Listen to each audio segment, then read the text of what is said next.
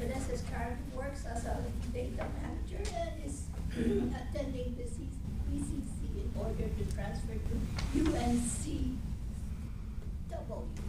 Please help me welcome Vanessa.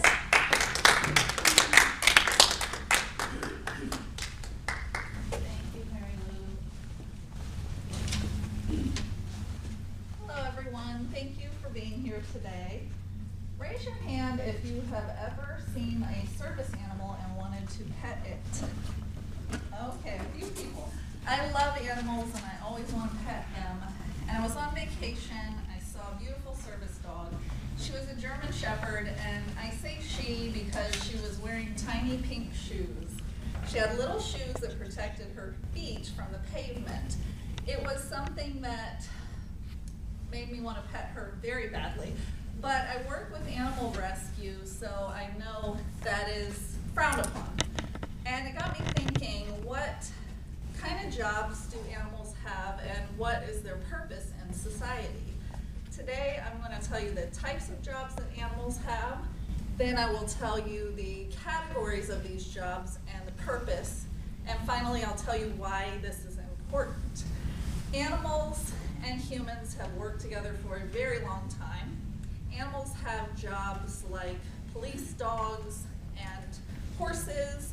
They help lead the blind. They herd livestock. They have a lot of important jobs that they do. But one thing that you have to know, a fact that is good to know, is that working animals are not pets. They have jobs. And according to the International Association of Canine Professionals, it is poor etiquette to pet a service animal.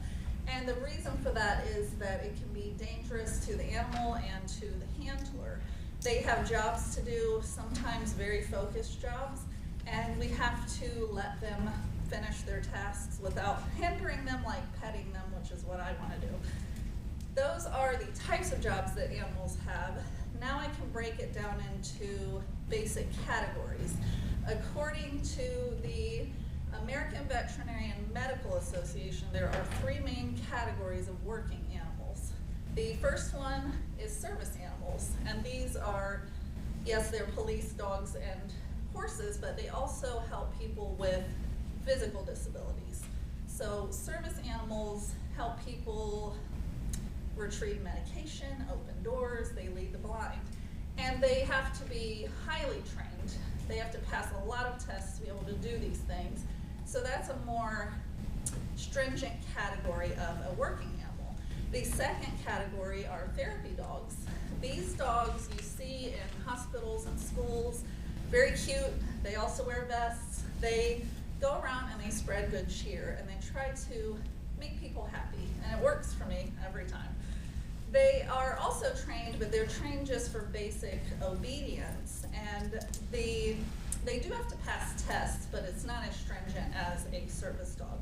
So therapy animals, they have a owner. It's, you know, if you own one, they have to be trained and then you take them out. But they have to pass a test in order to actually go interact with the public. Now the third and final category are emotional support animals. This is a very much of a more relaxed category. They help people with emotional issues. They're trained for basic obedience, good manners.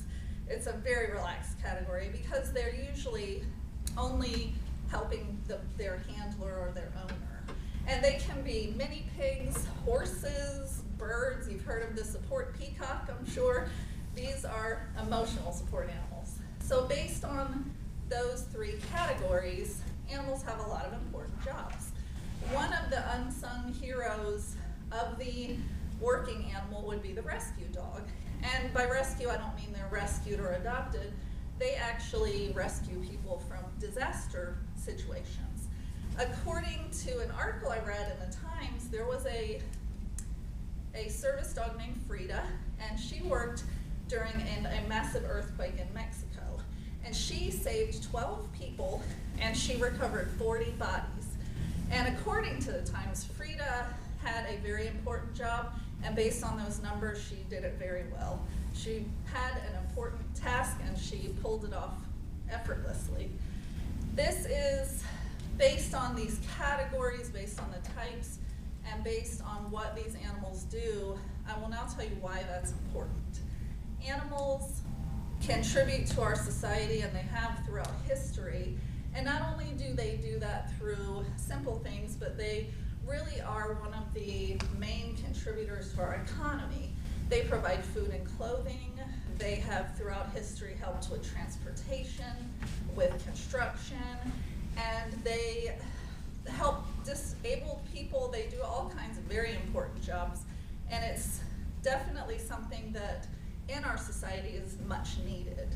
I will wrap up by saying that I did not pet the dog with the pink shoes. I left her alone. As we know now, that is poor etiquette.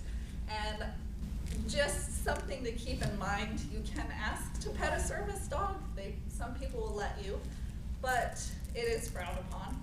But from service animals to emotional support animals to therapy animals, they help us in our daily lives. Thank you.